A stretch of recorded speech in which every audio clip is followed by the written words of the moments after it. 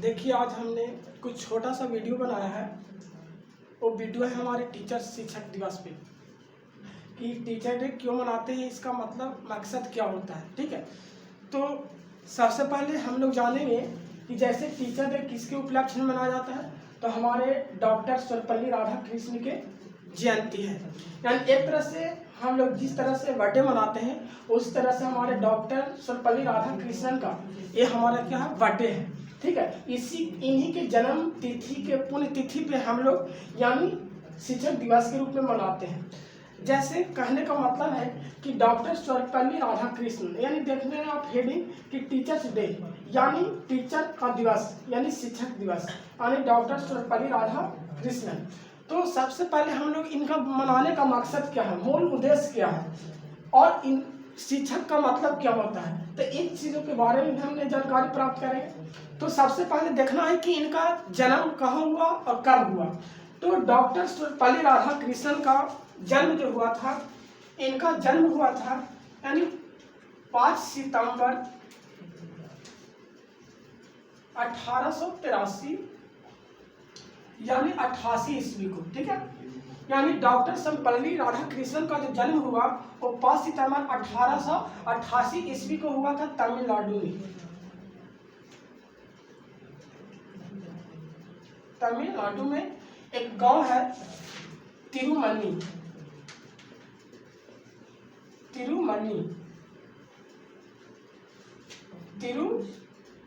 गांव में इनका जन्म हुआ था। ठीक है, तो यानी कि हमारे जो डॉक्टर सर्वपल्ली राधाकृष्णन का जन्म यानी 5 सितंबर 1888 ईस्वी को तमिलनाडु में हुआ था। ठीक है, ज़्यादातर राज्य को याद रखना।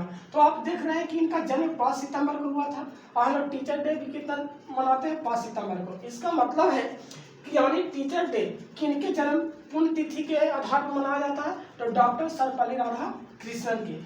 और ये जो थे हमारे भारत के यानी प्रथम उपराष्ट्रपति रह चुके थे, यानी भारत के प्रथम उपराष्ट्रपति भी बने थे और हमारे भारत के यानी जो दूसरा बार बने थे वो हमारे राष्ट्रपति के रूप में इन्होंने उभार आया था।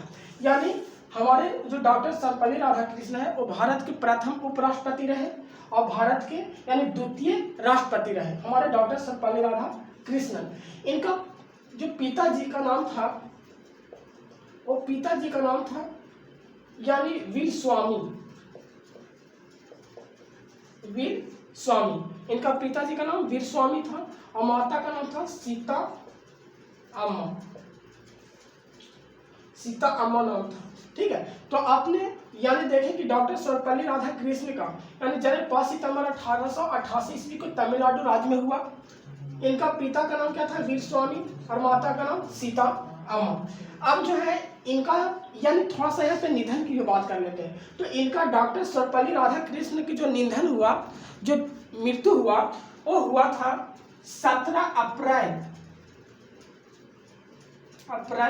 1975 ईस्वी को। ठीक है, इनका निधन हुआ था। ठीक है, तो इनका बारे में थोड़ा सा हमारा इंट्रोडक्शन हुआ कि यानी डॉक्टर सर्वपल्ली यानी टीचर जो शिक्षक दिवस मनाते हैं किसके रूप में मनाते हैं, तो किसके जयंती के आधार पे, तो डॉक्टर सर्वपल्ली राधाकृष्णन के आधार पे मनाते हैं। इनका जन्म कब हुआ, तो 5 सितंबर 1888 ईस्वी को हुआ था। कहाँ, तो यानी तमिलनाडु राज्य में। इनका माता जी का नाम था यानी सीता अम्मा, पिताजी का नाम वीर स्वामी, और इनका निधन हुआ 17 अप्रैल 1975 ईस्वी को। ये इनका निधन हुआ था। अब जो है इन्हीं के उपलक्ष्य में हमने टीचर डे मनाते हैं, शिक्षक दिवस मनाते हैं। ये हमारे देश से बच्चों से बहुत बड़ा लगाव था इनका। ये तो नहीं, टीचर डे मनाने का मतलब ये नहीं होता है। हमारे जीवन का जो सबसे पहला जो गुरु होते हैं वो माँ होती है। ठीक है, हमारे जीवन का जो पहला गुरु है वो माँ होती है।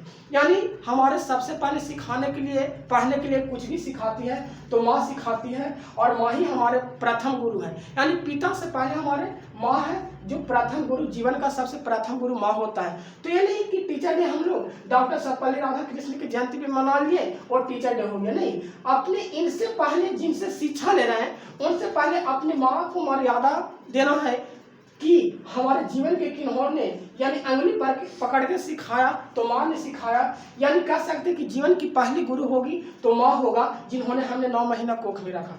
दूसरे हमारे गुरु कौन है? तो पिता है। और तीसरी की बात आए तो जो हमें आज अंधकार से प्रकाश में लाया वो हमारे गुरु हैं। ठीक है, तो इनकी ये नहीं कि डॉक्टर सर्वपल्ली राधाकृष्ण का पास सितंबर 1888 ईस्वी को हुआ तो इन्हीं के उपलक्ष्य में हम लोग टीचर डे मनाते आ रहे हैं। इनसे पहले भी टीचर डे मनाते थे, जिस समय हमारा आदिकाल था, द्रोणाचार्य थे हमारे, जिस समय यानी कि आदिकाल चल रहा था, द्रोणाचार्य के हो गया, जिस समय कौरव पांडवों को था, उस समय से हमारे लोग टीचर डे के रूप में मनाते थे। लेकिन उस समय का इतिहास हमने उठा के पढ़ता है तो पता चलता है कि टीचर डे माँ के बारे में मनाया जाता है कि सबसे पहले गुरु जो इंसानों का होता है वो माँ होता है, इसलिए यानी माँ के रूप में हम लोग शिक्षक दिवस मनाते हैं।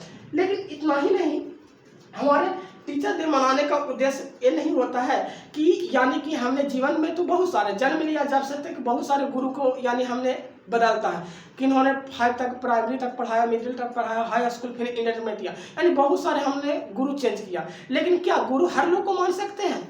नहीं। जीवन में गुरु होता है तो एक ही होता है जो अपने दिमाग में ठान लेते हैं मन में कि हमारा सही गुरु होते हैं, वही हम लोग का जीवन को उसी के आधार पे चलते हैं और वही व्यक्ति सफल कर पाता है। ये नहीं कि यानी जो हमारे जीवन में बहुत सारे गुरु आए वो हमारे शिक्षक हो गए। यानी शिक्षक का मतलब है कि यानी कि जो हमारे शिक्षक, क्या कहते हैं हम लोग? शिक्षक। जैसे इसको भी एक बात को मैं समझाता हूँ, जैसे शिक्षक लिखता हूँ मैं, इसको एक और पेज कर देता हूँ।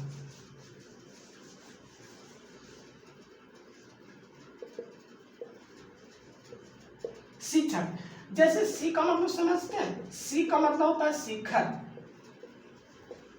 ठीक है, ये नहीं समझिएगा कि कोई बुक में लिखा हुआ है, ठीक है, मैंने कुछ प्रेरित करके ऐसा बात सोचा। छ का मतलब होता है क्षमा, का मतलब होता है कमजोरी। ठीक है, तो शिक्षा का सही अर्थ वो होता है जीवन में कि यानी इस सी का मतलब शिखर। ठीक है, तो शिखर का आप सोच रहे हो कि यहाँ पे स दूसरा होता है, यहाँ पे दूसरा होता है, लेकिन इसका एक हमने अर्थ मान लिया कि ये शिखर का मतलब शिखर, छ का मतलब क्षमा, का मतलब कमजोरी।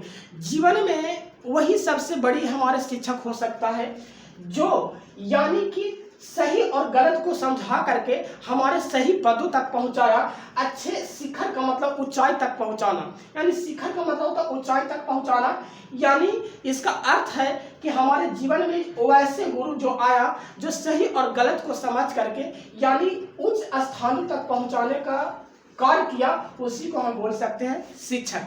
फिर है छ का मतलब क्षमा। ये नहीं कि गुरु से हर कोई हो सकते, गुरु का मतलब होता है जिसमें क्षमा करने का योग है। ठीक है, कोई देखता हूँ कि गुस्सैल होते हैं, कुछ लोग, कुछ शिक्षक होते हैं, अलग अलग प्रकार के होते हैं, लेकिन सही गुरु वही हो सकते हैं जिनकी अंदर क्षमा करने का योग होता है। क्षमा कर करके अपने छात्रों को, बच्चों को यानी पढ़ाते हैं, उनकी हर गलती को क्षमा कर देते हैं, उसे सिखाने का कोशिश करते हैं। तो इसका मतलब हो कि क्षमा करने का योग होना चाहिए, वही होता है शिक्षक। ठीक है, हमने का मतलब होता है कमजोरी, यानी बच्चों में हर तरह की कमजोरी होती है, कुछ गलत के लिए, कुछ सही के लिए, हर तरह के हरकत कर पाते हैं। तो यानी उसकी कमजोरी को पहले जान जाना चाहिए। जैसे मैं बताता हूँ कि जब बदराज यानी पढ़ा करता था गुरुजी के आश्रम में, तो उसकी किसी प्रकार की उसके पास बुद्धियाँ नहीं आया था। जब उन्होंने 4 साल तक वो अपने गुरुजी के आश्रम में पढ़ा तो उसकी कोई विद्या प्राप्त नहीं हुआ। बाद में गुरुजी बोले, बेटा तुम मुझसे कुछ नहीं कर पाओगे, कुछ नहीं पढ़ पाओगे, तुम अपने वापस अपने माता पिता के पास चला जाओ। तो बदराज ने तो बात मान लिया कि हाँ मैं तो 4 साल से रह रहा था, लेकिन मेरा किसी प्रकार की विद्या नहीं आ रहा है, मेरे गुरुजी सही करें कि अपने माता पिता के पास चल जाते हैं, यानी काम करेंगे। तो उनके रास्ता में जो बदराज थे को यानी उनके गुरुजी यानी कुछ खाने के लिए चना दे दिए। जैसे ही वहाँ रास्ता से आ रहे थे तो यानी कुआं के पास आए, तो यानी पानी भरने के लिए जैसे ही करते हैं बदराज, तो देखते हैं कि एक कमजोर रस्सी जो है ना, एक कुआं के पत्थर को काट करके रास्ता बना दिया। उनसे दिमाग खुला कि इतना कमजोर रस्सी होते हुए भी इस पत्थर को काट सकता है, तो क्या मैं जीवन में सफल नहीं कर पाऊंगा? इसलिए वापस अपने गुरुजी के आश्रम में चला जाते हैं। लेकिन गुरुजी ने अपने छात्रों को पूरी तरह से कमजोरी पकड़ लिए थे, वही होता कमजोरी कि यानी कि ये लड़का वापस तभी आया है जब इसके अंदर कुछ ऐसे मनोभावना आया होगा। तो वो अपने छात्रों को कमजोरी जान करके बोलते हैं कि ठीक है, मैंने 1-2 साल और देखता हूँ। उसके बाद बदराज ने इतना महान लड़का निकला कि कहा नहीं जा सकता है। आज हमें कई उच्च स्तरों पर हिंदी में BSc MA में उनकी हिंदी पढ़ने के लिए मिलता है। इसीलिए उन्होंने एक पहला दोहा लिखा था कि करत करत अभ्यास जरमत होत सुजान, आवत जावत रसरी सिल पर पड़त निशान। यानी सिल का मतलब होता है पत्थर, रसरी यानी जितना किसी भी चीज को अभ्यास करने से होता है, जितना अभ्यास करोगे ना उतना ही चीज प्राप्त होता है। तो गुरु वही होता है जो अपने छात्र को कमजोरी जानता है और जानने के बाद वो हल कर देता है और उसको शिक्षा सही मार्गदर्शन पर ले जाता है। तो वो हमारा होता है शिक्षक। तो ये शिक्षक का यही अर्थ होता है। ठीक है, ये और मैं बताता हूं आपको कि जैसे इसमें क्या है कि ये शिक्षक था, लेकिन हमने बताया, देखिए तो हमने यहां तक बताया कि शिक्षा का सही अर्थ क्या होता है। ठीक है, शिक्षा का सही अर्थ का मायने क्या होता है। तो यानी ये मैंने बताया कुछ ऐसे अपने यानी भाषाओं के अनुसार कि शिक्षक वही हो सकते हैं जिनकी क्षमा करने का योग होता है, जिसमें कमजोरी समझ करके अपने छात्रों को आगे बढ़ाते हैं। ठीक है, हमें यानी शिखर तक पहुंचाने का काम करते हो शिक्षक होते हैं।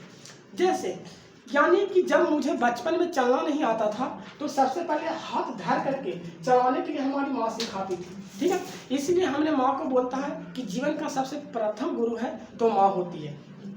जैसे कभी कुछ हमारे ग्रंथों में लिखा हुआ है कि जैसे गुरु जब लिखते हैं तो गुरु यानी मैंने इसको रेज करता हूँ। जैसे गुरु, तो गुरु का मतलब होता है अंधकार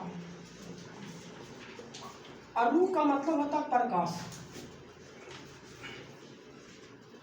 ठीक, तो यानी गु का मतलब अंधकार। कुछ ऐसे हमारे इतिहास वाले ग्रंथ हैं जिसमें इस चीज को चर्चा किया है कि गु का मतलब अंधकार होता है, रू का मतलब प्रकाश। जो हमें अंधकार से प्रकाश की ओर ले आने में जो कार्य करते हैं उसी को हम लोग बोलते हैं गुरु। जैसे बचपन में जब थे तो हमें का खाना ABCD कुछ आता था तो हमें गुरु जी सिखाने का काम किए। इसका मतलब क्या था कि जब मैंने उस समय अंधकार युग में थे, अंधकार में थे, तो उस अंधकार से प्रकाश में लाने का काम कौन किए, यानी हमारे शिक्षक। उसी को हम लोग बोलते हैं गुरु। जैसे पहले भी हमारे पूरे विश्व में यानी जो भारत था वो जगत गुरु कहलाता था। जो भारत थे पूरे विश्व में गुरु थे हमारे एक भारत। क्यों?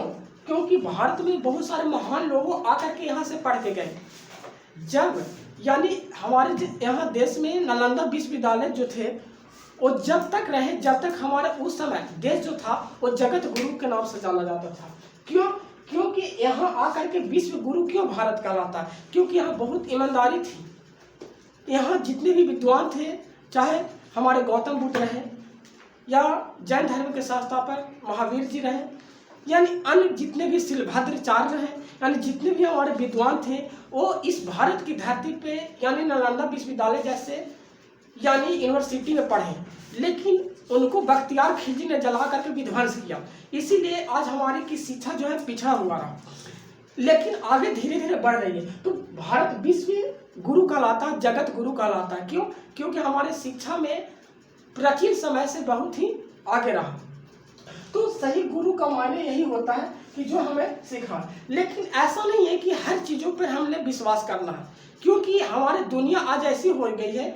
कुछ हमारे ग्रंथों में लिखा है कि यदि समुद्र खारा नहीं होता तो लोग उसे पी जाते। इसका मतलब समझते हो? लोग ऐसे आज हो गए हैं कि हमें एक दिन भी चलना पड़ता है तो समझ के चलना पड़ता है कि लोग क्या है क्या नहीं है, कैसे क्या करें। दुनिया में कोई किसी का नहीं होता। माँ बाप भाई कब तक सहारा होता है? जब तक तुम्हारा यानी कि 4 साल 5 साल, जब फिर कहेगा, खुद ही कहेगा कि तुम अपने पैर पे खड़ा हो जाओ। इसका मतलब क्या होता है कि दुनिया में कोई किसी का नहीं होता है।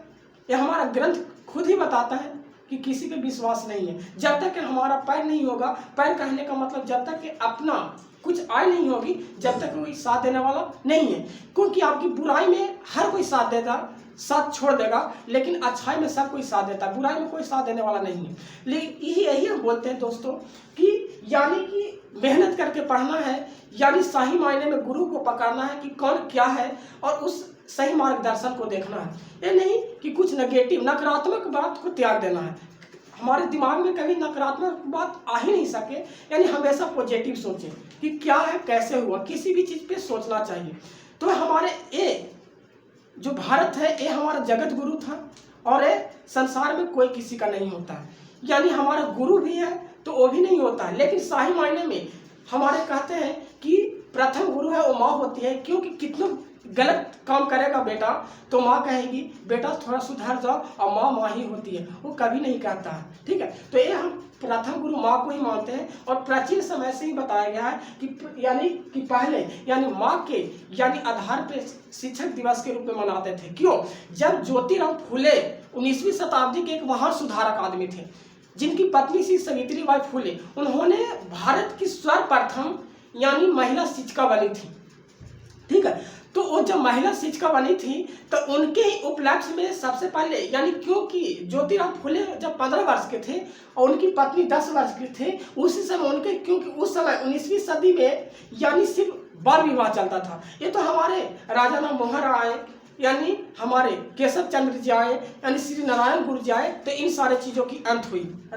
लेकिन पहले हमारा बाल विवाह भी था। तो उस समय जब उन्होंने 15 वर्ष के थे, पत्नी उनकी 10 वर्ष की थी, तो शादी करने के बाद यानी उन्होंने क्या किया, यानी अपने ही वाइफ को पढ़ा करके शिक्षिका बनाई। और आज इतिहासों में है कि हमारा भारत की प्रथम शिक्षिका यानी सावित्रीबाई फुले बनी, और उनको बारे में उनको उपलक्ष्य में भी यानी पहली बार टीचर डे के रूप में मनाए थे ज्योतिराव फुले अपनी पत्नी शिक्षिका के उपलक्ष्य में, जो आज मनाते आ रहे हैं। तो ये नहीं कि सिर्फ 5 सितंबर 1888 को हमारा यानी सर्वपल्ली राधाकृष्ण का जन्म हुआ तो उन्हीं के उपलक्ष्य में हम लोग मनाते आ रहे हैं। और गुरु ये नहीं कि गुरु यानी सिर्फ हमसे बड़े हैं, जो गुरु कोई भी हो सकता है, चाहे जो हमारे भाई शिक्षा दे रहे हैं, हमारा दोस्त शिक्षा दे रहे हैं, हमारे पिता शिक्षा दे रहे हैं, हमारा छोटा भाई शिक्षा दे रहा है, दुनिया में कोई भी शिक्षा दे रहा है, समझिए हमारा गुरु ही होता है। और उसको गुरु मान करके स्वीकार कर लेना चाहिए और उससे यानी सही मार्गदर्शन को पकड़ना चाहिए कि हमारा सही मार्गदर्शन क्या हो सकता है, क्या सही है क्या गलत है। इस चीज़ों को पढ़ना है और मेहनत करना है।